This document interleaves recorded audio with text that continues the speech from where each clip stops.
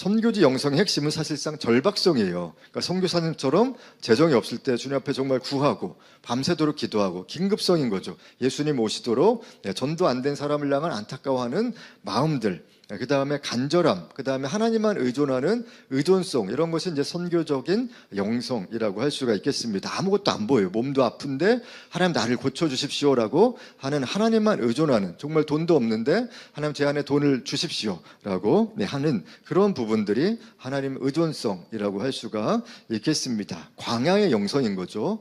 광야의 핵심은 다른 소리들이 들리지 않고 오직 하나님의 음성만 듣는, 내 삶 안의 피폐함과 어려움과 잠을 잘 못 자고 날씨가 뜨겁고 때로 춥긴 하지만 그럼에도 불구하고 하나님의 소리만 들으려고 하는 장소가 바로 광야의 영성입니다. 그래서 늘 깨어있는 영성이 선교지 영성이죠. 깨어있지 않으면 내가 죽을 것 같거든요. 그래서 하나님께 도와달라고, 계속 살려달라고 깨어있을 수밖에 없습니다. 잠도 잘 안 옵니다. 기도해야 뭔가 일이 풀리게 되는 것이죠. 그래서 이것을 또한 베드로는 나그네라는 표현을 많이 쓰거든요. 이 땅 안에서 우리가 나그네로 살고 있다. 이 목적 가운데 있을 때 우리의 집이 또 몇 평 되는, 몇십 평 되는 그런 집에 있는 것이 아니라, 많은 연봉에 있는 것이 아니라 이 땅 안에서 잠시 스쳐 지나가는 그런 사람으로, 그런 신앙과 크리스천으로 살아가는 것이 우리를 향한 부르심이다라고 예수님의 수제자가 베드로전서 후서에서 계속해서 나그네라는 용어를 많이 쓰고 있습니다. 또한 사도행전에서는 사도의 영성인 거죠. 그래서 나의 사명이 주께 있습니다. 주님을 위한 비전 가운데 나아가는 것이 선교적 영성, 또 선교지의 영성이라고 할 수가 있겠습니다. 한번 질문을 해보면, 보통 그리스도인들이 언제 성령 충만할까요? 뭐 절기 중심으로 살펴보면, 질문을 했지만 또 아무도 대답을 안 하시기에 아마 제가 또 해야 될 것 같은데, 송구 영신 예배 때 되게 성령 충만해요. 그래서 1년의 모든 죄들을 다 회개하기도 하고, 정말 여기까지 살아온 게 은혜다라고 하면서 이제는 새로운 마음으로 살아가게 해달라고 기도를 하게 되죠. 그러면서 뭐 1월 달에 각 교회별로 여리고 기도회를 하는 교회도 있고, 뭐 다니엘 기도회, 아니면 12강주리 10일 동안 하든지, 아니면 또 이 시즌쯤에 또 어른들은 1월에 하고 청년들은 2월에 하고, 그러다 보니까 1, 2월은 되게 기도의 시간이 많이 들고 또 각자 간절한 마음으로 예배드리고 기도하다 보니까 성령 충만합니다. 그러다가 침체해요. 언제까지 침체되냐면 고난주간까지 계속 고난이 다가와요. 그래서 고난주간에 특별 새벽기도회 이런 걸 통해서 갑자기 은혜를 받아요. 정말 예수님의 십자가. 근데 묵상하다가 이제 고난주간을 맞이하죠. 내 삶이 고난인데 라고 하면서 예수님의 십자가의 고난이 이제 내 삶 안에서 이제 같이 접목되는 그런 시간들이 느껴지게 됩니다. 내 고난도 생각하고 예수님의 고난도 생각하다가 은혜를 받아요. 오늘도 은혜 찬양이 계속, 가사가 되게 은혜라는 찬양이 있었는데, 또 은혜 간사님이 이제 목요일에 가니까 또 이 은혜 찬양이 또 우리에게 주신 또 인도하심이 아닐까 생각을 합니다. 그러다가 부활절에 또 은혜 받아요. 고난주간 있고 바로 부활절이죠, 주일날. 그러다가 가정의 달을 맞이하면서 이제 행복함과 이제 이런 일들이 좀 있다가 계속 쭉 가다가 그냥 쭉 가다가 뭐 업다운이 되기도 하고, 그러다가 이제 추수감사 주일쯤에 이제 감사 기도가 나오면서 또 감사하다라고 이제 그렇게 간절하게 우리가 고백하는 내용들이 있습니다. 그러다가 진짜 12월의 마지막 성탄절에 하나님 감사합니다라고 하면서 예수님께 우리가 고백하는 일들이 있음으로 인해서 이제 묵상함으로 그 1년이 끝나가는 경우들이 많이 있습니다. 아마 뭐 청년부들은, 이제 어른분들은 이제 성령 대망이나 아니면은 뭐 부흥 집회 이런 것들이 이제 간혹 뭐 절기별로 또 있어서 그 가운데서 은혜를 받고, 청년들은 이제 수련회를 통해서 또한 은혜를 받기도 하죠. 그런데 그 중간에 끼어 있는 또 하나의 일정과 프로그램이 있는 것인데, 그것이 바로 단기 선교거든요. 그래서 우리가 다른 곳에서 받을 수 없는, 다른 데는 다 집회로 이렇게 진행이 되는데, 특별히 선교적 목적으로 모여서 우리가 훈련받는 그 프로그램이 바로 단기 선교일 것입니다. 단기 선교가 왜 은혜가 될까요? 단기 선교는 이제 사실 준비하면서부터 모이게 되죠. 그래서 많은 시간을 훈련을 하게 돼요. 그러니까 작년에 또 우리 또 오영민 여사님과 이제 몇 분들이 이렇게 또 선교를 가셨어요. 우리 라이드 미션 안에서 선교를 갔는데, 정말 1월부터인가요? 2월인가? 네, 1월부터 7월 달에 6월 말에 이제 가는 일정이었던 것 같은데 꽤 오랜 시간을 훈련을 했었어요. 그래서 정말 더 큰 은혜가 있었었죠. 오래 할수록 은혜는 많습니다. 근데 피곤하죠. 내 삶도 있고 계속 또 모여서 해야 되고 긴장감도 놓칠 수 없고. 근데 이런 것이 사실 선교적 영성이거든요. 그래서 우리가 이 영성을 계속 이어받아야 합니다. 뭐 선교에 대해서 강의를 듣고 영성에 대해서 기도는 무엇이고 예배를 우리가 그 땅 안에서 왜 드려야 되는가, 또 선교란 무엇인가, 그런 강의를 듣고 팀 모임을 하면서 조금씩 영적으로 성장하게 됩니다. 네, 저도 이제 단기 선교 강의를 이제 할 때마다 특징들이 있거든요. 각 교회별로 다 비슷해요. 어디 교회를 가든지 교단별 상관없이 단기 선교 강의를 가면은 만약 첫 번째 강의가 내가 섰다 그러면은 되게 힘들어요. 약간 첫 번째 강의는. 네. 왜냐하면은 기도가 아직 안 쌓여서 그런 거예요. 그러니까 다들 뭐 여기 왜 왔는지 모르고 그냥 이제 와서 뭐 교회에서 홍보하니까, 아니면 나는 이 나라 가보고 싶다, 아니면 뭣도 모르고 진짜 여행 가보고 싶다, 그런 사람들도 오게 되는 거죠. 그래서 기도가 전혀 없어서 첫 번째 강의 갈 때가 이제 힘들어서 첫째 강의 오면은 약간 이렇게 멈칫하거든요. 내가 첫 번째구나, 이제 첫 번째 타자구나라고. 물론 뭐 강사가 괜찮기 때문에 이렇게 또 은혜는 되지만 그럼에도 불구하고 쉽지는 않습니다. 그러다가 몇 주 지나서 한 중간쯤 강의들을 또 다른 데 가보면은 그 첫 번째보다 훨씬 좋아요. 근데 마지막 정도 됐을 때 강의를 가면은 웬만한 수련회보다 좋거든요. 찬양할 때 이미 기름 부심이 있고, 기도 뭐 강의하면은 다들 잘 듣고 웬만한 수련회보다 뜨겁습니다. 왜 그럴까요? 그것은 예배와 기도가 쌓여서 그런 것입니다. 그래서 개인의 경건생활 한 번도 안 하다가 단기 선교 훈련할 때 처음 하는 사람들이 있어요. 기도가 뭔지 모르고 말씀 묵상하는 방법을 모르다가 이제 여기서 배우게 되죠. 기도라는 거는 이런 거고, 중보기도, 그래서 선교제 갈 때 영적 전쟁이 필요해라고 하기도 하고, 묵상은 이런 거야라고 하면서 말씀 묵상하는 방법을 배우게 되죠. 뭐 이제 여러 방법들이 있는데, 그래서 기도하는 시간이 늘어날 수밖에 없어요.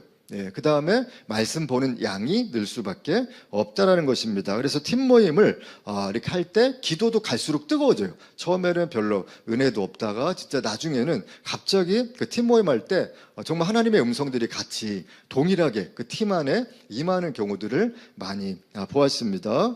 선교지 영성이 이런 것인데 과연 지금도 내가 이렇게 살아가고 있는지 우리가 이것을 점검해야 하는 것입니다. 그래서 정말 이 땅 안에 정말 마지막 희망은 선교지 영성밖에 없다라고 보거든요. 그러니까 선교사님처럼 살아가는 영성입니다. 그래서 때로 우리 선교사님들이 한국에 오셔서 말씀을 전할 때 되게 뜨겁거든요. 별 말씀 사실 일반 목회자들이 말씀 더 잘하는 것 같아요. 왜냐면 선교사님들은 한국어도 어눌하시고 서론 본론 결론 없고 그냥 뭐뭐 했다 하는데 갑자기 뭐 울고 그러는데 제가 아무리 뭐뭐 했다 그래도 비웃고 이렇게 이런 일들이 있는데 선교지 영성으로 그대로 오셔서 그런 거예요. 그리고 하나님이 선교를 가장 좋아하시니까 이것이 모든 사람들에게 전파됐으면 좋겠다라는 그 마음이 하나님의 마음을 대신해서 전달하니까 그 모임 안에는 기름 부심이 있을 수밖에 없다라는 겁니다. 그래서 그 팀 모임 안에는 하나님의 마음이 막 느껴져요. 하나님의 음성이 어떤 모임할 때도, 셀 모임이나 구역 모임할 때는 막 음성이 안 들리고 언제 끝나나 기도할 때도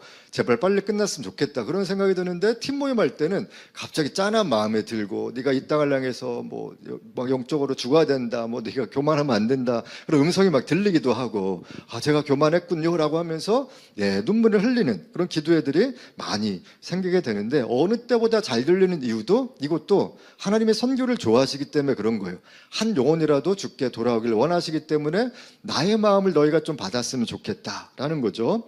그래서 선교지에 대한 마음이 느껴져요. 그 다음에 선교사님, 정말 이렇게 힘들고 살아가고 계시구나라는 선교사님에 대한 마음. 또 MK, 그 미셔너리 키즈죠. 선교사님 자녀들을 보기만 해도 갑자기 막 애잔한 마음과 정말 같이 기도해주고 싶다, 이제 그런 마음들이 우리 안에 있게 되고 그 땅을 향한 마음이 느껴지는 거예요. 그래서 저도 보면은 가장 성령 충만할 때가 그냥 이런 길 지나가는데 갑자기 기도하려는 마음이 생겨요. 그러면 정말 되게 좋거든요. 갑자기 성령 충만하고 이런 상태로 바로 사람들이랑 대화하면은 내 안에 나올 수 없는 말들이 나와요. 또 뭐 거룩한 말, 지혜로운 말, 막 정말 통찰 이런 것들이 나오는데 평상시는 안 그래요. 그런데 그 땅을 향한 마음이 느껴지면 진짜 성령의 충만함이 갑자기 느껴질 때가 있습니다. 그래서 하나님은 이 땅 안에 있는 누가 있는가를 되게 주시하고 계세요. 정말 이 사람이 이 땅을 향해서 예배하고 있는가, 나의 땅에서 중보하고 있는가, 그 사람에게 성령의 기름 부심을 계속해서 베풀어 주시는 것입니다. 선교는 왜 합니까? 하나님을 알지 못하는 사람들을 대신해서 예배하러 가는 거예요. 네, 그래서 그 땅 안에서 예배자로 사는 사람이 선교적 어떤 영성의 이렇게 가장 기본이라고 보시면은 되겠습니다. 주변 사람은 아무도 예배를 하지 않고 아무도 하나님을 모르지만 내가 대신해서 그 땅에 가는 게 선교사님들이거든요. 네, 그래서 우리가 이 땅 안에서 내가 직장에 갈 때, 학교에 갈 때, 예배하는 삶으로 갈 때 내 삶 안에 하나님의 나라가 그곳 안에 임하는 것입니다. 하나님의 나라의 핵심은 통치와 다스림이에요. 그러니까 임재하심이 나를 통해서 내가 또 다른 교회가 되어져서 하나님의 성전이 되어져서 하나님의 임재하심을 나타내게 되는 것입니다. 그 다음에 서로 중보하게 되죠. 팀 모임 안에서는. 그럴 때 중보의 핵심은 서로 보호받는 거예요. 팀원들끼리 서로 중보하고, 네, 그래서 보호를 받고 팀원들의 영성의 역량이 강화되는 거예요. 그 전까지는 영성이 없다가 처음 모일 때는, 나중에는 한 명 한 명 영성이 강해지면 그 팀 안에 기름 부심이 엄청 강해지는 거예요. 그래서 사단이 공격하는 거거든요. 얘네 팀이 오면 내가 있는 이곳이 힘들겠구나 라고 해서 가기 전부터 막 싸우게 하고 비행기 탈 때부터 막 이렇게 어려워하기도 하고, 이제 이런 일들이 원수들의 공격 중에 하나인 것입니다. 교회의 기도도 받죠. 이런 선교팀들이 교회의 기도를 계속 받습니다. 그래서 박상규 선교사님한테도 연락 왔던 것이 이렇게 기도해 주시는 게 느껴져요. 예, 얼마 안 되신데도 정말 이 기도가 느껴지시나 봐요. 저는 모르겠어요. 안 가봐서. 네, 그런데 저도 원래 선교사로 나가려고 엄청 했는데, 예, 하나님이 계속 막으시기도 하고 제가 막 그때 선교한국 대회 때 일어나라고 했는데 이만큼만 일어났어요, 진짜. 예, 너무 두려워서 이만큼만 일어났고 저는 그것이 아니에요. 라고 했는데 그 이후에 계속 콜링이 왔는데 뭔가 결정하면 그 이후에 콜링이 온 거예요. 일본에도 오고 남미 쪽에도 오고 유럽 쪽에도 오고 다른 나라에서도 계속 왔는데 이제는 이제 선교 동원가로 또 이렇게 있습니다. 그래서 내가 힘들면은 누가 더 기도해 주는 거예요. 나를 위해서. 누구나 다 매 순간 성령 충만하지 않거든요. 저는 성령 충만한 것 같아요. 24시간 내내. 안 그렇죠. 너무 인정을 잘 하시는데, 하여튼, 좀만 시간을 두고 대답해 줬으면 기분이 좋았을 텐데, 너무 빨리 대답을 해 주셔서 감사하고요. 정직하게 또 고백해 주셔서 감사합니다. 네, 그래서 저도 힘들면 갑자기 누가 막 다 기도해 주는 거죠. 그분들이 우리 목사님 위해서 기도해 줘야 되겠다는 마음이 하나님에 들게끔 그분들에게 중보의 은혜를 주시는 겁니다. 그래서 서로 중보는 윈윈하는 거예요. 내가 은혜 받았을 때는 다른 사람을 위해서 기도해 줘야 돼요. 그래서 어제 만약에 주일날 은혜 받았다, 그럼 반드시 예배 안에서 하나님이 중보의 마음을 주세요. 예배 안에서 은혜를 받으면 교회를 위해서 기도하든지 이 땅을 위해서 기도하든지 가족을 위해서 기도하든지 그런 것들이 있게 마련입니다. 그러나 내 상태가 안 좋을 때는 전혀 중보하는 삶이 없게 마련입니다. 요즘에 비행기 사고도 있는데 우리는 또 은혜 간사님 이번 주에 이제 목요일에 가는데 잘 도착할 수 있도록 아마 10시간 정도 걸릴 텐데 잘 도착할 수 있도록 기도하는 것도 필요해요. 그래서 요즘에는 이제 단기 선교부터 이제 처음부터 끝까지 우리가 함께 계속해서 중보자로 서는 것이 필요합니다. 짐 붙이는 것부터 사단은 두려워해요. 그래서 붙일 때 갑자기 진짜 어려움이 생기기도 하고 항상 뭔가 긴급성이 있거든요. 선교 가기 전에. 그래서 잘 도착하는 것까지도 우리가 함께 기도해야 하는 것입니다. 그 다음에 또 기도 카드가 중요해요. 서로를 위해서 중보하는 그것이 필요한데 이렇게 기도 카드 너무 잘 만들었거든요. 또 이렇게 독일 이렇게 국기도 있고. 이따 꼭 하나씩 받아가시면 되겠고요. 여기 또 은혜 간사님의 이쁜 얼굴 또 있고 정말 얼굴 보면서 함께 기도해 주시고 또 하나는 접을 수도 있어요. 그래서 접고 이런 데다가 집에다 놓고 이렇게 같이 기도해도 되겠고요. 그래서 준비되어 있으니 기도 카드를 꼭 가져가시면 좋겠는데 중요한데요. 이제 1년 동안 있는데 한 달에 한 번씩 꼭 기도 카드를 이렇게 이것처럼이 아니라 SNS나 아니면 이제 그런 기도 편지를 쓰는 것이 너무 필요합니다. 네, 편지가 중요한데 기도 카드는 사실 사람들의 심리를 반영해요. 네, 그래서 이분이 어떻게 지내나 처음에 이제 엄청 궁금해하다가 이제 기도 카드가 없으면은 이제 계속 기도가 줄어들 수밖에 없어요. 그냥 살고 계신가 보다라고 하고 왜냐면 너무 바쁘니까. 다들 바쁘니까. 그래서 한 달에 한 번씩 이런 기도 카드나 편지는 너무 중요합니다. 어떤 분이 이런 얘기를 했는데, 한 달에 한 번 보내면 한 달에 한 번 기도한다. 그 다음에 2달에 한 번 보내면 2달에 한 번 기도하게 된다. 그만큼 막 3달에 한 번 만들면 3달에 한 번밖에 기도 못 하는 거예요. 뭐 매일 할지라도 안 하는 사람은 이걸 보고 사실 기도를 하게 마련입니다. 그래서 나의 상황을 알리는 게 너무 중요해요. 긴급성이 있으면 빨리 이제 알리는 것도 필요하겠죠. 모든 또 선교지에 계신 선교사님들은, 사실 저희는 선교사님들이 많다 보니까 사람들의 기억에 잊혀지게 마련입니다. 그래서 갑자기 뭐 어떤 또 선교사님이 또 나타나셨다가 또 이제 가셨다가 이렇게 하는 일들이 있는데, 우리는 물론 이제 라이드 미션이니까 또 계속해서 우리 또 지명 간사님, 또 상균 선교사님, 우리 또 은혜 간사님 위해서 계속해서 또 저희 파송으로 함께 가 계신 분들을 또 집중적으로 또 기도하긴 하겠지만, 또 그 외 교회 분들이나 또 다른 분들은 이것들이 알려지지 않으면은 기도하기가 쉽지가 않다라는 겁니다. 그래서 우리는 내 삶을 선교지 영성으로 살아가는 것이 필요합니다. 우리가 이제 단기 선교 가는 마음으로 매일매일 살아가야 합니다. 그럴 때에 우리의 영성은 더 성장하게 될 것입니다. 어떤 사람에게는 이제 괴로운 일이 될 수 있어요. 기도하고 말씀 읽는 것 자체가. 그러나 이것이 이제 단기팀의 가장 핵심 훈련이, 그러니까 예배가 무엇이고 기도를 어떻게 하고 말씀을 어떻게 묵상하느냐가 핵심입니다. 왜 매일 기도해야 되느냐, 또 왜 매일 말씀을 묵상하고 읽고 보고 해야 되느냐라고 질문을 합니다. 그러면서 왜 남의 신앙생활에 간섭하냐고. 예전에는 어떤 훈련할 때는 늦으면 1분 늦으면은 계단을 오르락 내리락을 1층에서 10층까지 했어요. 1분 늦으면 1층에서 10층까지, 2분 늦으면 2번, 이런 식으로 한 적도 있었습니다. 그래서 절대 단기 선교 훈련할 때 늦지 말아라. 이제 이런 훈련들을 이제 계속 했던 적이 있는데, 지금은 그러면 아무도 안 가겠죠. 그리고 무릎이 나갈 수도 있어요. 그래서 이제 이런 부분들. 그러나 좀 왜 간섭해야 되느냐, 이런 분들이 여전히 있다라는 겁니다. 내 개인 생활 아니냐라고 할 수 있겠지만 간섭을 해야 되죠. 왜냐하면 이것은 개인이 아니라 팀 사역이기 때문에 그런 것입니다. 그래서 본부에서 이것을 다 관리를 해야 되고, 영성은 스파르타 훈련밖에 없어요. 우리 안에 디지털 훈련과 아날로그가 있는데, 영성은 디지털 안 돼요. 전혀 안 됩니다. 유튜브 많이 보는 거, 설교 많이 보는 거 내 영성 아니에요. 그분들의 영성이죠. 내 영성은 직접 내 입술로 기도해야지 내 거가 되는 거예요. 그리고 말씀은 직접 내가 봐야지 내 거가 되는 거거든요. 맨날 누가 들려주는 거, 이런 것도 직접적인 영성은 아니에요. 뭐 내가 어려웠거나 뭐 영적으로 어려울 때는 그런 도움이 필요하지만, 큐티도 사실상 해석이 된 큐티보다도 나중에 신앙이 성장할수록 그냥 성경책만 보셔야 돼요. 성경책에 해석 있는 성경책 말고 아무 해석이 없는 성경책. 그래야지 진짜 훈련을 할 수가 있습니다. 그래서 올해 단기 선교를 추천하고 싶어요. 아직 내 안에 이런 영성을 잃어버렸다라고 하면은 단기 선교를 각 교회별로, 또 라이드 미션에서도 하는 또 독일팀 사역에도 함께 하면 좋겠습니다. 여러분들의 시간과 또 재정을 또한 마음을 따로 떼어놓고 준비한다라면 한 번도 경험하지 못했던 하나님을, 또 하나님의 마음을 느끼게 될 것인데, 아까도 강조했듯이 왜 느끼게 되느냐, 하나님이 좋아하는 선교여서 하나님이 이거를 계속 적극 추천하십니다.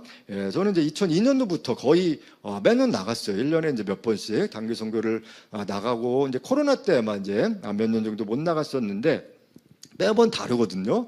그래서 어느 때는 진짜 매번 다른데 똑같은 나라도 이제 몇 번 갔을 때가 있거든요. 다 달라요. 매번 되게 신박한 선교. 정말 되게 어떻게 이렇게 신박한가. 영적 전쟁도 신박해요. 그래서 한 번도 보지 못했던 영적 전쟁, 뭐 또 문제도 한 번도 만나지 못했던 신박한 문제들, 그땐 짜증나는 문제들이었죠. 그러나 끝나고 나니까 이런 문제들도 있구나라고 해서 또다시 배우는 것을 볼 수 있는데, 한 번도 똑같은 적이 없어요. 똑같은 팀원들이 같이 가도, 똑같은 그 나라로 가도 한 번도 똑같은 적이 없다라는 겁니다. 마가복음 1장 38절로 39절 한 번도 말씀을 안 봤죠? 지금 보도록 할 텐데, 마가복음 1장 38절 39절 제가 읽어드릴게요. 이르시되 우리가 다른 가까운 마을들로 가자. 거기서도 전도하리니 내가 이를 위하여 왔노라 하시고, 예수님의 목적은 전도입니다. 전도. 뭐 선포라는 개념도 있고요. 온 갈릴리에 다니시며 그들의 여러 회당에서 전도하시고 또 귀신들을 내쫓으시더라. 예수님은 열방으로 막 흩어져 가신 게 아니라 그 동네 안에서 다른 동네로 옮겨가시면서 또 이방인들에게도 복음을 증거하셨다라는 겁니다. 그래서 예수 그리스도가 사실 선교사셨거든요. 예수님이 단기 선교사였어요. 계속해서 전도하러 가시는데, 원래 선교학에서 이제 보통 단기 선교사다라고 하면은 1년에서 3년 정도가 이제 단기 선교사예요. 그러니까 우리 이제 은혜 간사님은 단기 선교사인 거죠. 그러다가 이제 3년 이상 되면 장기 선교사로 이제 이렇게 호칭을 보통은 이제 처음부터 이제 떠났다, 이제 이분은 이제 장기로 가겠다라고 해서 이제 그냥 선교사라는 표현인데, 1년에서 3년이 이제 보통은 단기 선교사라고 하고요. 그렇다면 우리가 가는 뭐 1주에서 한 4주 이런 선교는 어떤 선교일까요?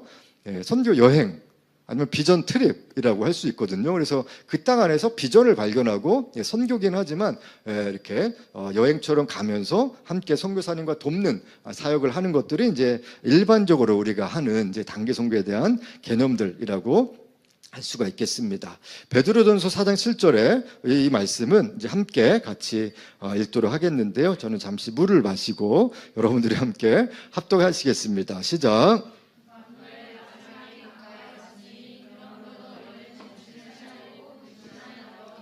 아멘. 그럼 때에 대한 말씀입니다. 때에 대한 말씀. 아까 영변호사님도 시간을 이렇게 아끼는 거에 대해서, 또 세월을 아끼라, 때가 악하니라 에베소서 5장에 이렇게 기록을 하고 있는데, 시간을 아끼라라고 말씀하는데 만물의 마지막이 가까이 왔다라는 건 예수님이 오실 날이 얼마 안 남았다라고 합니다. 그때는 언제 올까? 성경에 정확하게 기록되어 있는데 마태복음 24장 14절입니다. 이 천국 복음이 모든 민족에게 증언되기 위하여 온 세상에 전파되리니 그제야 끝이 올 것이다. 사실 많이 전해졌거든요. 어디 나라 가든지 핸드폰 하나로 다 볼 수 있어요. 그리고 다 사실 제3세계에 많은 사람들이 핸드폰 중독이 되거든요. 청소년. 그래서 저도 중국의 시골 동네 가면은 정말 옛날 7, 80년대 같아요. 근데 다 학부모들이 상담을 하면은 중독이에요. 핸드폰 중독. 방에서 나오지 않는다. 대부분의 이제 중국 청소년들이 시골 쪽으로 가면 훨씬 더 그런 일들이 많이 있을 정도로 그러는데, 사실 이 핸드폰으로 예수님이 어느 정도 다 증거되기도 하고, 몽골 땅에도 또 핸드폰 중독자들이 또 많이 있습니다. 대부분 다 PC방 가면서 엄청나게 아침부터 저녁까지 그냥 거기에 빠져 있는 거예요. 그러다가 사실 이렇게 같이 예수 그리스도가 나올 수도 있는 거죠. 그래서 많이 사실 전해진 것이 예수님의 복음이긴 합니다. 그러나 여전히 복음 때문에 선교지에 가신 선교사님들이 여전히 계십니다. 대표적으로 또 오스트리아 우리 박상경 선교사님 또 가셨고요. 또 복음 때문에 나의 삶의 일부분을 1년이라는 기간 동안에 따로 떼어 놓고 가는 또 우리 이은혜 간사님, 저은혜 간사님 아니고 이은혜 간사님이 또 여기 있습니다. 네. 그래서 여기서는 정신을 차리고라고 얘기를 합니다. 너희는 정신을 차리고, 마지막에 왔기 때문에 정신을 차리고 깨어 있으라라는 것입니다. 네, 마지막 때처럼 주님 오심을 기다리는 신앙이 필요한 것입니다. 근신하여, 그것은 마음을 지키고라는 것입니다. 계속해서 마음을 지키는 게 필요해요. 그러니까 세상의 마음이냐 아니면 하나님의 마음이냐, 하나님의 생각을 계속 넣으려면은 말씀이 하나님의 생각이에요. 그래서 성경을 시시때때로 계속 읽고 묵상하고 암송하고 계속 마음속으로, 머리가 아니라 마음으로 계속 씹는, 또 소화시키는 작업들이 필요한 것입니다. 그리고 나서 기도하라라고 말씀을 합니다. 늘 기도의 삶을 살아야지 우리가 하나님의 마음을 느낄 수 있는 것입니다. 여러분들의 올해 또 목표한 기도 생활을 좀 잘 지키고 있는지 모르겠습니다.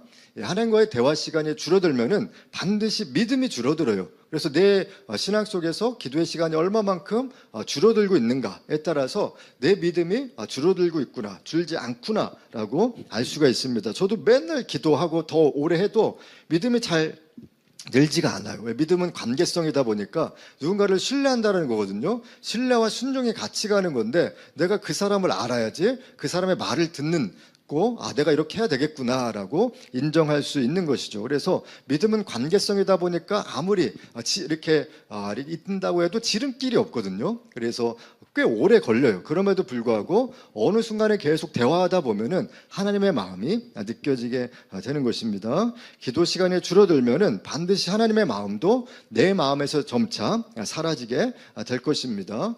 마치 개구리가 이제 천천히 차가운 물에서 이제 조금씩 온도가 올라갈 때 전혀 자기가 죽어가고 있다는 것을 모르는 것처럼 우리의 신앙도 그럴 때가 너무 많이 있습니다. 선교적 영성에서 사실 기도 빼면은 시체거든요. 그래서 우리가 기도하지 않고는 절대로 이 땅 안에서 살아갈 힘을 받을 수가 없는 것입니다. 혹시 이 시대의 상황, 또 이 시대의 현실 가운데서 또 내 인생의 문제와 짐으로 계속해서 낙담하고 있다라면은 베드로전서 5장 7절의 말씀이 우리 안에 또 믿음으로 다가와야 하는 것입니다. 너희 염려를 다 주께 맡기라. 이는 그가 너희를 돌보심이라. 이제 영어로 하면 care for이거든요. 그래서 하나님이 우리를 돌보시는데 너희 염려를 다 주께 맡길 수 있는 이유는 하나님의 우리를 돌보아 주시기 때문이다라고 베드로는 얘기를 하고 있습니다. 가장 예수님 곁에서 친근하게 있었던 수제자였던 베드로가 이런 고백을 한다는 것 자체 안에 굉장히 의미 있는 말씀이라고 할 수가 있겠습니다.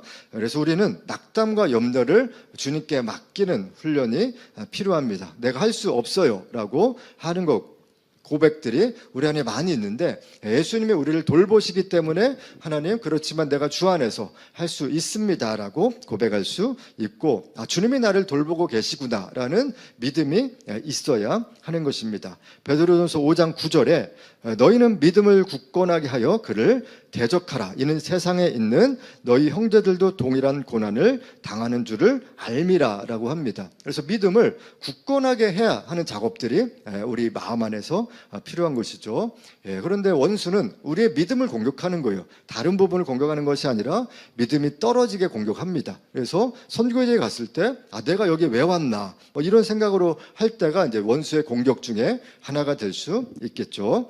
근신하라, 깨어라. 너희 대적 마귀가 우는 사자같이 두루 다니며 삼킬 자를 찾나니라고 말씀하고 있습니다. 그래서 원수는 우리의 믿음을 늘 공격하고 있습니다. 원수의 특징은 우리에게 늘 달라붙어요. 계속해서 달라붙습니다. 우리의 몸에, 마음에, 우리의 생각에 계속해서 달라붙습니다. 그래서 공격을 하는데 우리의 마음 안에 또 우리의 관계 안에서도 공격을 합니다. 삶에서 은근히 영적 전쟁이 많이 있거든요. 굉장히 많이 있어요. 그래서 예수 이름으로 떠나가라, 이런 고백들을 우리는 자주 해야 합니다. 여기서 근신하라, 그 다음에 깨어라, 그 다음에 영적 전쟁을 해라 라고 합니다. 깨어서 뭐 하는가? 이제 그것은 바로 기도하라고 우리를 불러주시는 겁니다. 그래서 새벽마다, 선교적 영성은 새벽마다 또 밤새도록 때로 필요한 기도의 시간을 계속 늘려서 그냥 무릎 꿇고 기도하는 수밖에 없는 것입니다. 허드슨 테일러가 이런 얘기를 했는데요. 허드슨 테일러가 누군지는 아시나요? 모르시면 이제 CIM이라고 이제 차이나 인런드 미션이라고 그래서 원래 중국 내지 선교회인데 지금은 이제 OMF라는 선교 단체로 바뀐 단체이고, 거의 이제 페이스 미션의 거의 뭐 주창자라고 이렇게 얘기할 수 있겠죠. 조지 뮬러랑 이런 또 허드슨 테일러가 페이스 미션의 어떤 모델적인 그런 삶으로 사셨던 선교사님이신데 이러한 얘기를 했습니다. 하나님께서 위대한 일을 행하실 때는 언제나 세 단계를 거치신다라고 합니다. 첫 번째가 처음에는 불가능하던 일이, 두 번째는 다음에는 어려운 일이 되고, 처음에는 불가능했죠. 근데 조금 있다가 이제 기도하다 보니까 그것이 이제 어려운 일이 되는 거예요. 완전 안 되는 일이었는데 이제 어렵죠. 그러다가 세 번째, 나중에 보면 다 이루어진다. 어느 순간에 기도하고 믿고 계속 나가다 보니까 불가능했던 일들이 이제 어려워졌다가 이제는 또 이제 이루어지는 모습을 보게 되는 것입니다. 이것이 사실 우리 삶에도 많이 이루어지거든요. 기도하다 보면 정말 안 될 것 같은데 근데 좀 어렵네 라고 하다가 버티다가 이루어졌네 로 가는 경우들이 너무 많이 있다라는 겁니다. 이것이 선교적인 또 영성의 핵심입니다. 결국 선교지도 삶이라는 테두리 안에 있는 것입니다. 그래서 우리가 살아가는 공간에 있는데 예를 들면 우리 박상현 목사님은 여기선 또 선교사로 부르지만 거기선 또 목회자 거든요. 네, 그래서 그냥 선교지이지만 또 목회지입니다. 또 한 명의 목회자로서의 삶을 사는 거예요. 그러나 여기선 우리가 선교사님으로 이렇게 부르게 되는 거죠. 또 은혜 간 사람도 1년 동안에 단기 선교사로 가게 되지만 결국 1년 동안 그 자리에서 그냥 살아가는 거거든요. 그러니까 그 삶을 살게 되는 것입니다. 우리도 이 땅 안에서 매일 직장을 다니고 학교를 가고 또 때로 집에서 잠깐 쉬시는 분들도 있겠죠. 그러나 우리는 삶을 살아가지만 그냥 살아가는 것이 아니라 선교적인 영성을 가지고 살아가야 됩니다. 길의 영성이라는 책이 있거든요. 이제 데이비드 보시라고 책을 아주 두껍게 쓰신 선교 신학자인데, 이분이 이제 길의 영성이라는 책에서 안식년 중에서 이제 선교사님들이 이제 안식년을 하시는데 해외 선교 현장에서 경험한 문제들을 막 조사를 했었어요. 근데 가장 힘든 게 뭐냐라고 했는데 모든 선교사님들이 다 사실 이렇게 많이 얘기를 하거든요. 다른 조사들도 비슷한데 경건 생활이 제일 힘들다 라고 하거든요. 스스로 경건생활 하는 것이 너무 힘든 거예요. 왜냐하면 경건생활은 아날로그밖에 없거든요. 무릎 꿇는 것밖에 없어요. 직접 하나님 앞에 나가고 성경책을 봐야지 은혜를 받거든요. 다른 사람한테 은혜 받는 것이 아니라 직접 하나님께 은혜를 받아야 되다 보니까 경건생활이 가장 어렵다. 목회지에서는, 그러니까 한국에서는 그냥 은혜를 받죠. 같은 교회 안에서 내가 사역하다가 은혜 받으면 되는데 거기서는 내가 은혜를 끼쳐야 되거든요. 근데 하나님으로부터 은혜를 받아야지 은혜를 끼칠 수 있는 것입니다. 그래서 모든 선교사님들이 사실상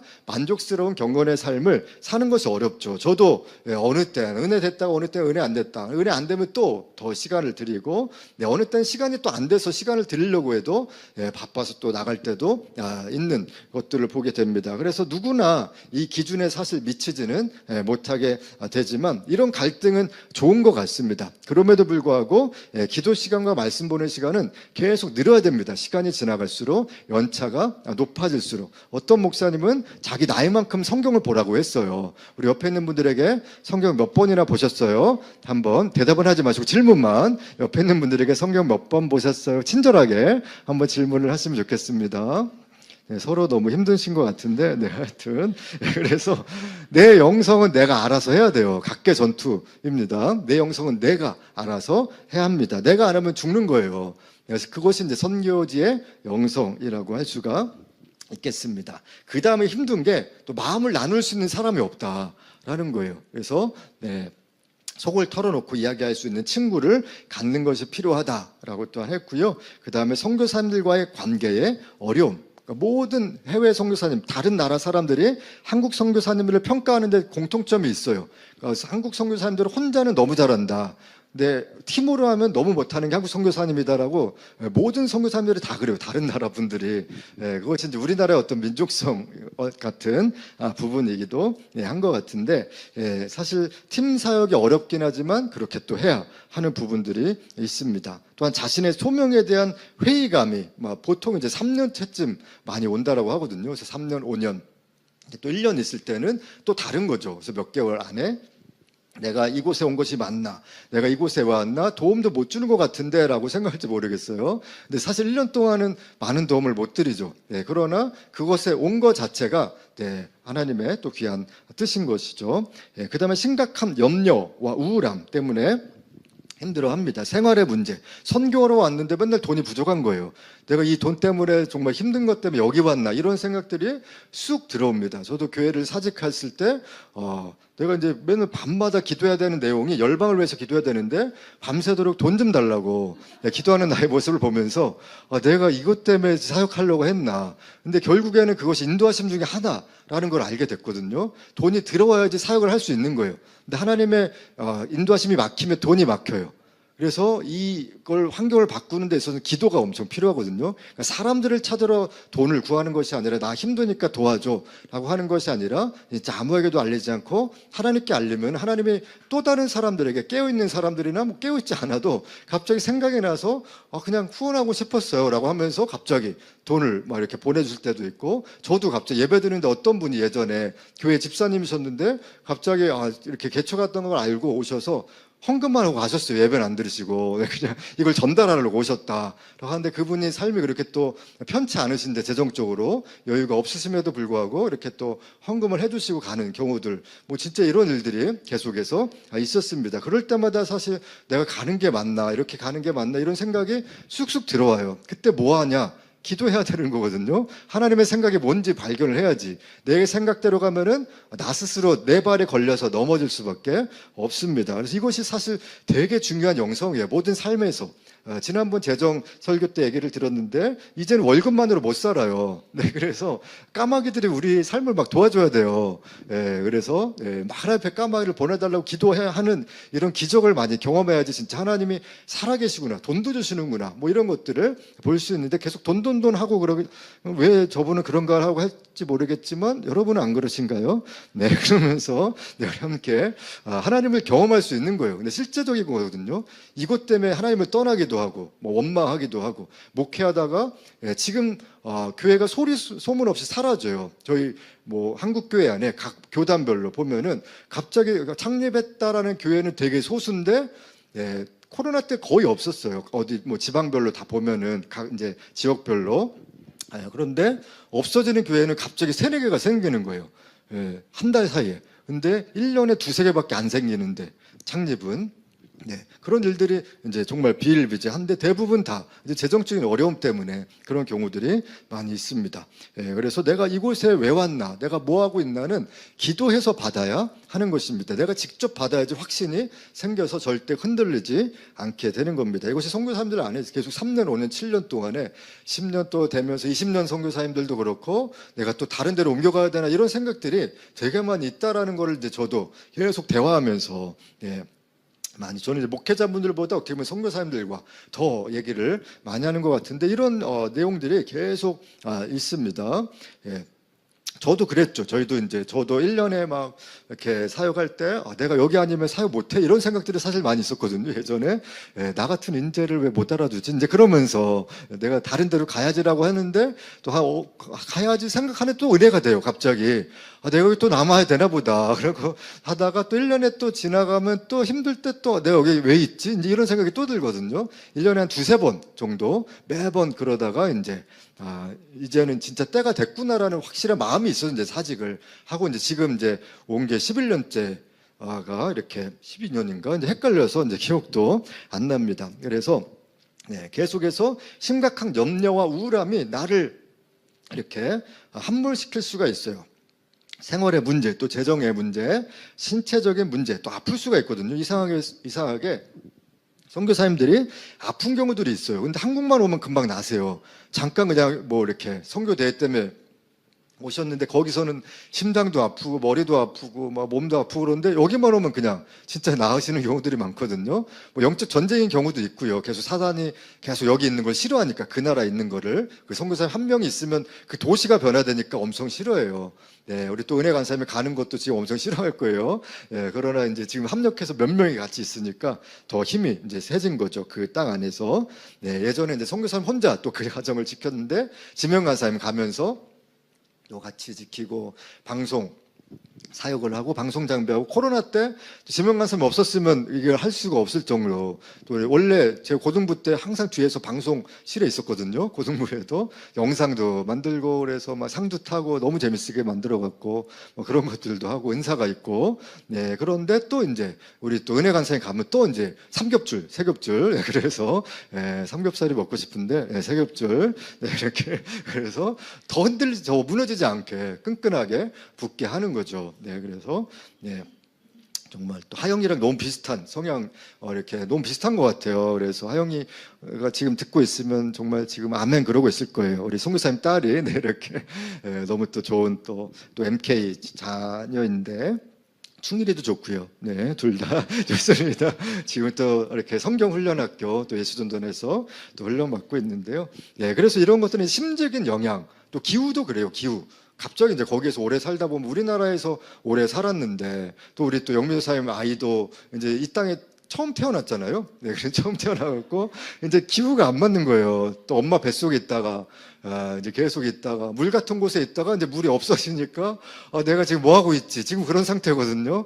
여기가 맞나라고 하면서 지구에 이제 처음 태어났기 때문에 이제 지금 헷갈리는 그 과정이 이제 보통 이제 100일 가운데 있지만 이제 한 달이면 조금 있으면 이제 또 괜찮아질 텐데 이제 이런 원인들이 있는 거거든요. 이제 아이도 그렇고 선교사님들도 그렇고 네, 우리 또 은혜 간사님도 이제 1년이지만은 또 우리 사계절이랑 또 다른 사계절이고 유럽은 우리나라가 제가 봤을 땐 제일 춥거든요. 러시아보다 더 추운 것 같아요. 네, 그래서 키르보다도 저는 더 추웠던 것 같고 몽골보다 저는 더 추웠던 것 같아요. 그때 한 30도 40도 됐는데 저희 나라가 더 추운 것 같아요. 습도 때문에. 그래서 오늘 아까 칼바람이 조금씩 있는데 진짜 추워지겠다. 근데 그런 칼바람은 못 맞아본 것 같아요. 어디 선교지 가나 겨울에. 네, 근데 이제 뇌는 얼죠. 계속 바깥에 있으면. 그래서 머리에 쓰라고 하는 이유가 해외에서 모자를 계속 쓰라고 하거든요. 근데 하나도 안 추워요. 그런데 뇌가 어는 거예요. 나도 모르게. 근데 우리나라는 이제 뇌가 얼 정도로 이제 또 추워지기도 했는데 더 추운 것 같아요, 한국이. 네, 그래서 이제 조심해야 되는 부분들이죠. 영적인 공격들도 있어서 마음을 계속 공격하는 거. 옛날에 상처, 쓴뿌리. 내가 옛날 교회 살아가면서 싫어했던 뭐 사람들, 뭐 그런 사람들은 막 비슷한 사람이 또 반드시 나타나거든요. 이제 이런 것들이 이제 감정적, 정서적으로 나타나게 되는 거죠. 또 선교진 더 심해요. 또 한인교회 안에 뭐 아니면 또 이제 그분들은 보통 이제 어떤 나라든지 옛날 그 70년대 80년대 그 마인드로 이제 사시니까 문화도 그때 한국을 경험하셨기 때문에 너무 이제 다른 거죠. 네, 그래서 갈등이 있을 수밖에 없고 향수병이 또 있을 수 있죠. 우리 또 은혜 간사님을 보내야 되는 우리 남자친구 정말 얼마나 지금 슬프겠어요. 그래서 공항까지 차로에다 실어다 준다고 이렇게 지금 이렇게 캐리어 큰 거 2개에다가 눈물 날 것 같은데 근데 코를 닦지? 네, 하여튼 네, 그래서 정말 향수병이 또 우리 형제분이 있으면 뭐 보러 가야죠. 형제가 네, 회사를 때려치고라도 네, 그렇게 할 줄 믿습니다. 이렇게 하면 안 돼. 때려치면 안 되고, 좋아하는 마음으로 가야 되겠죠. 네, 그래서 또 우리 조대 선교사님이 또 예전에 그러셨거든요. 우리 영희 사모님을 보러 또 이렇게 사역하다가 중간에 몽골 가셨어요. 이거 녹화돼서 좀 그렇긴 한데, 하여튼, 정말 사역을 하시다가 사모님 너무 보고 싶어서 결혼하기 전에 그래서 담임 목사님께 말씀드리고 잠깐 갔다 와도 되냐 했더니 목사님이 흔쾌히 저 자매를 꼭 잡아야 된다 그래갖고 우리 같이 해서 지금 잘 살고 계시죠. 잘 듣고 계시죠, 선교사님? 네, 감사합니다. 그 다음에 가족 문제도 있어요. 가족 문제 또 이렇게 자녀들의 문제, 뭐 선교사 가정의 문제들이 있고 있죠. 그 다음에 또 이제 우리 또 은혜 간사님은 이제 아버지 어머니 또 있고 그러니까 너무 또 보고 싶기도 하고 궁금하기도 하고 또 1년 동안 뭘 하는 건가 이제 이렇게 또 고민도 하고 계실 텐데. 네, 그런 갈등 안에서 우리가 함께 그래서 기도를 해야 되는 건데 문제는 선교지에도 있고 여기도 있어요. 예. 근데 단기 선교 한 2주 가면 문제가 하나도 안 보여요. 없어요. 그래서 거기서 살고 싶어요. 저도 여기가 천국이다. 근데 이제 3주, 4주, 5주 살면 또 똑같이 문제가 나타나거든요.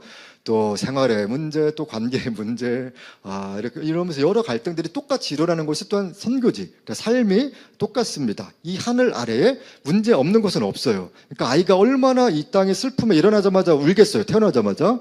이 땅이 슬퍼서 그런 거예요. 예언적 선포로. 네, 그래서 이 땅은 슬퍼라고 하면서 일어나자마자 울 수밖에 없는 거죠. 네, 그 다음에 과도한 활동으로 인한 피곤함이 있을 수 있습니다. 그래서 너무 무리하면 안 되죠. 왜냐하면 우리나라 문화랑 또 기후랑 다르니까. 네, 뭐 고산병에 또 이렇게 걸리시는 분들도 있고 이제 높은 지역에 가면 어느 중국 노인분이 이런 얘기를 이제 OMF 선교사님한테 이렇게 얘기를 했어요. 아마 50년, 60년 얘기였던 것 같은데 1900년도 네, 선교지로 처음 들어가는 아마 그때는 문화혁명이어서 선교사님 들어갈 수 없었기 때문에 그 전이었던 것 같습니다. 40년 전이었던 것 같은데 처음 들어가는 젊은 미국 선교사님에게 이렇게 말했다고 해요. 중국 사람인데 노인분인데 미국 선교사님이 처음에 올 때 이렇게 얘기를 했다고 합니다. 첫 임기 동안에는 거기서 기독교 선교사로 살 것입니다. 두 번째 임기 동안에는 임기가 이제 뭐 5, 6년 되는 경우도 있고요. 뭐 달라지긴 하는데 두 번째 임기 동안에는 그리스도인으로 살게 될 것입니다. 첫 번째는 선교사, 기독교 선교사, 두 번째는 그리스도인. 세 번째 임기 동안에는 어떤 용어로 될까요? 네, 세 번째 임기 동안에는 그냥 외국에서의 삶을 즐기는 또 한 사람의 미국인으로 살게 될 것입니다. 라고 이렇게 얘기를 했어요. 그러니까 이걸 너무 많이 봤던 거죠.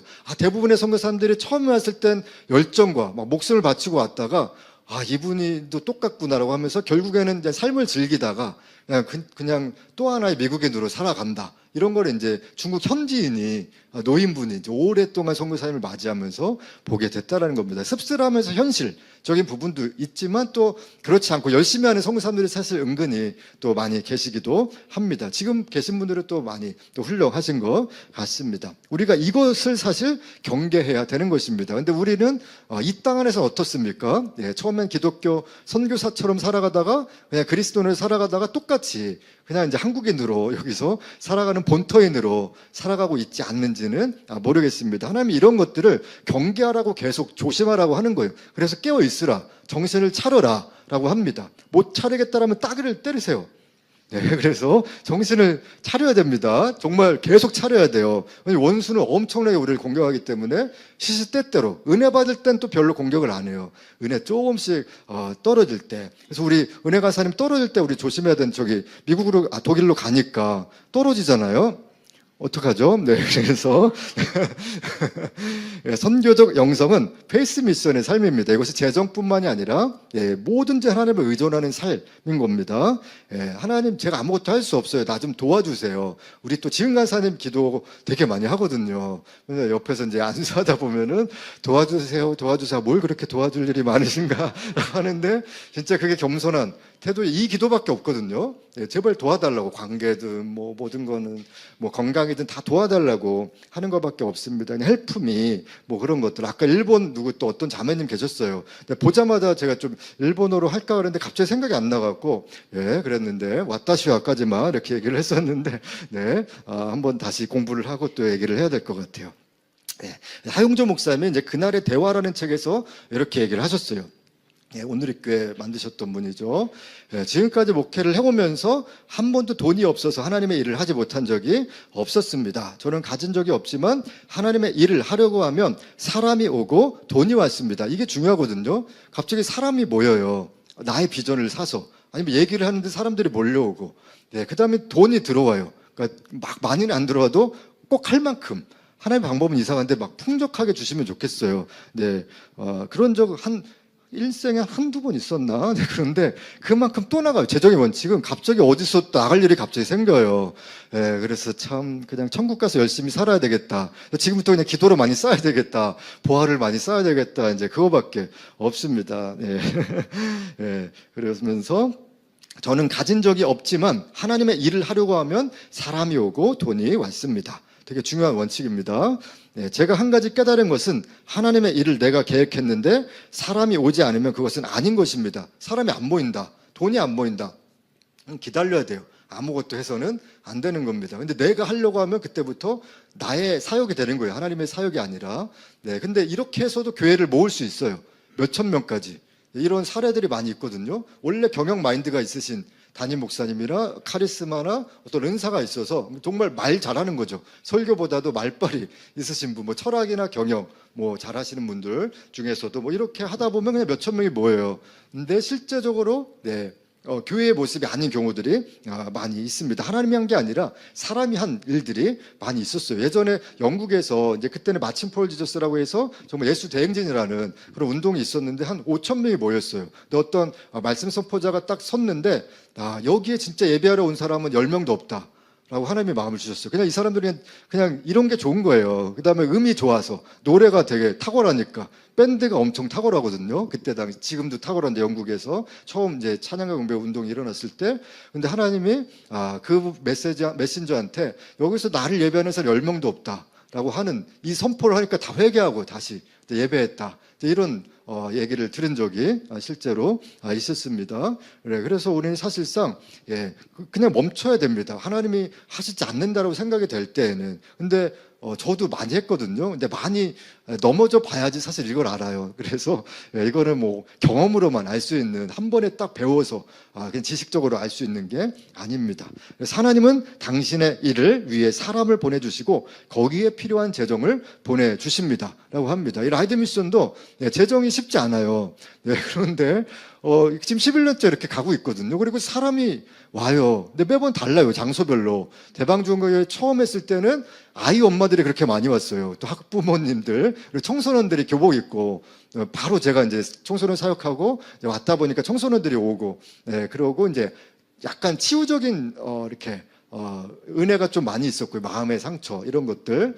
네. 그래서 기도, 그냥 예배 전에 준비 기도만 해도 은혜가 되게 있었거든요. 그러다가 김포로 갔는데, 일단 멀잖아요. 근데 먼데도 사람들이 왔어요.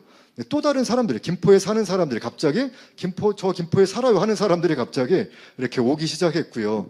네. 근데 인원은 또, 뭐 비슷할 때도 있고, 적게 올 때도 있고, 어느 때는 더 많이 올 때도 있고, 김포인데도. 네. 그런 일들이 있었고요.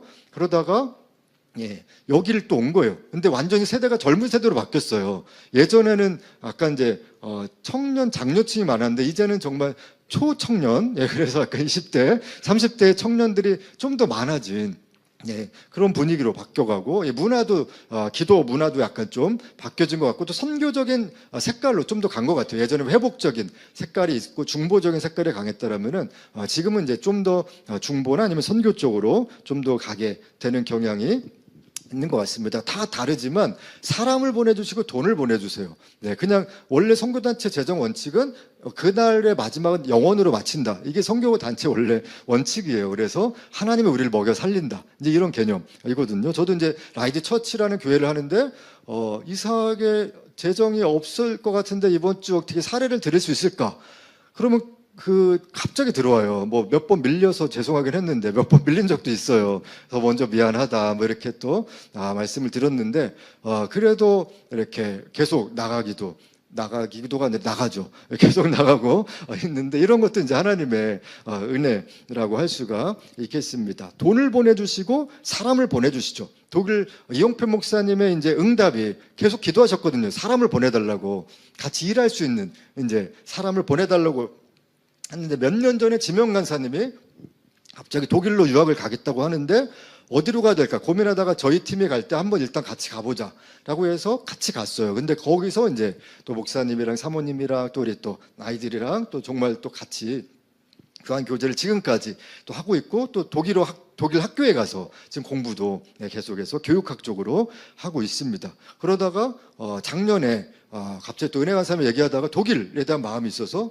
바로 그냥 저녁 때 얘기하자마자 목사님한테 전화 드렸어요. 그때 이제 선교대에 오셔서 그랬더니 어디 계시냐라고 했더니 여의도 그 호텔 뒤쪽에 계시다고 해서 바로 시간 되시냐고 해서 바로 만났거든요. 그래서 사모님이랑 영상통화를 또 같이 하면서 했는데 갑자기 사모님이 약간 또 원래 눈물이 많으시긴 한데 그런데 갑자기 눈물을 또 영상을 흘리시면서 기도했다고, 사람을 놓고 보내줄 사람을 놓고 한 명을 더 기도했다. 전 몰랐거든요. 네, 왜냐면 지명가사 또 갔으니까 또 열심히 하고 있으니까 또 이제 그런가 보다 했는데 또 한 명을 기도하고 있었다. 그러니까 통화하자마자 그런 얘기를 하시니까 또 너무 또 감동이 되기도 한 거예요. 그러면서 또 준비도 하고 독일어 또 이렇게 계속해서 공부하고, 네, 이렇게 하고 있습니다. 예. 그래서 이제 지금은 이제 이용표 목사님의 응답이 은혜 간사님인 거죠. 김지승 사모님의 또 응답이 그런 것입니다. 그래서 독일 지금 그 교회 안에도 뭔가 하나님이 일하시는 작업들이 있는 거거든요. 그 다음에 작년에 저희가 여름에 갔었을 때 그때 새 가족들이 막 왔었어요. 청년들이 쾰른 쪽에. 그 다음에 딘스라케는 외국 사람도 왔어요. 독일 한 번도 거의 온 적이 없다고 했거든요. 네, 뭐 그분은 요즘은 안 나오지만 쾰른 쪽에 그 청년들이 계속 나와서 뭐 반주도 하고 있고, 네, 또 같이 또 귀한 교제들을 하고 있다고 합니다. 정말 계속 사람들을 붙여주시는 게 하나님의 인도하심 중에 하나이고 재정을 보내주시죠. 그래서 은혜 간사님에게도 지금 계속 사람들을 붙여주는 거예요. 이렇게 교회에서도 간다고 하니까 또 이렇게 청년부 담임 목사님도 또 기도해 주시고, 뭐 모르는 갑자기 누가 와서 뭐 헌금하고 갔다고 막 이렇게 아까 대화를 하는데, 이런 일들이 하나님의 인도하심 중에 하나거든요. 안 그러면은 되게 메말라요. 메말르거나 그냥 가는가 보다. 근데 그것도 때로는 훈련 중에 하나이긴 한데, 그러나 하나님의 확실한 이제 사인 중에 하나는 갑자기 축복을 받고 사람들의 은혜를 또 은혜 간사님이 이제 받게 되는 거죠. 이름이 참 좋습니다. 네, 그래서 중보로 계속 하나님 인도하시고, 내가 기도하겠다 이런 사람들이 많아지고, 내가 후원할게요. 나도 모르는 사람이 갑자기 계좌 번호 보고 후원을 하거든요. 근데 이번에 떨어질만 하면 모이고 떨어질만 하면 채워지고 그게 이제 하나님의 인도하심. 그러면 더 있어도 되겠구나. 이제 이렇게 하면 되겠는데 정말 힘들면 이제 그때 정말 밤새도록 기도해야 되는 이제 그것도 훈련 중에 하나가 될 수 있습니다. 그래서 또 다른 사람들의 격려로 계속해서 응답을 받을 수 있는 거죠. 그것이 인도하심의 응답이고 내가 잘 가고 있다라는 증거입니다. 저도 그렇게 이런 삶을 살다 보니까 정말 모르는 교단 사람들이 연락 와서 설교나 뭐 강의 해달라 뭐 이런 거 하는데 되게 희한한 게 교회를 라이트 처치를 개척하자마자 그때부터 주일 사역이 한 번도 안 들어요. 지금 이제 간혹 들어오는데 주일날은 좀 웬만하면 이제 못 가니까 그래도 뭐 우리 이제 뭐 많은 사역자분들이 계셔서 또 이렇게 간혹 뭐 오면은 가긴 하는데 얘기도 안 했는데 갑자기 없어진 거예요. 원래 주일날도 계속 갔었거든요.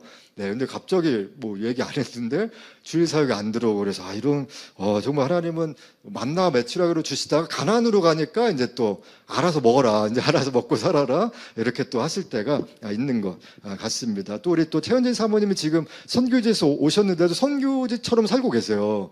그런 모델을 또 너무 잘 살고 계시고 뭐 플로잉도 잘 하시고 또 이렇게 또 재정 원칙들을 잘 또 이용하시는데 이런 게 이제 인도하심을 잘 받고 있다. 그런데 내가 선교사다라는 개념이 중요하거든요. 그 다음에 나는 선교적 삶을 살고 있다라고 할 때 그때부터 기름 부심이 생겨요.